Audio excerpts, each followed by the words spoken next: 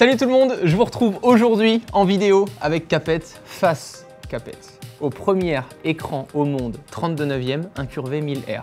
Le seul souci, c'est qu'il faut que tu m'éclaires parce que 1000R aujourd'hui, c'est quoi exactement? Alors 1000R, on va décortiquer tout ça. S'il te plaît.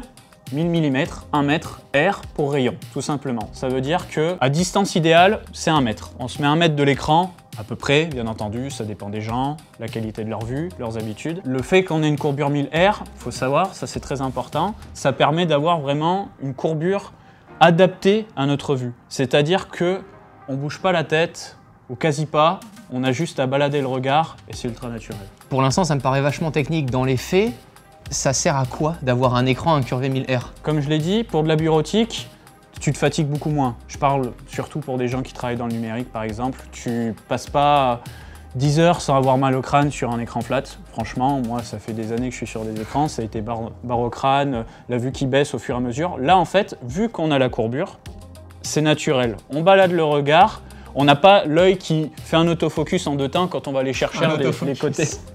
Non mais c'est vrai, c'est vrai. Et là je parle pour la bureautique mais encore plus pour le gaming. Je te mets en situation par exemple, moi je joue à des jeux de guerre, j'ai ma carte en haut à gauche, j'ai besoin de prendre l'information. Ouais, tu vas la chercher. J'ai d'ailleurs un œil gauche qui est très mauvais, bah là j'ai beaucoup plus de facilité à aller chercher l'information sur la carte et revenir sur mon viseur.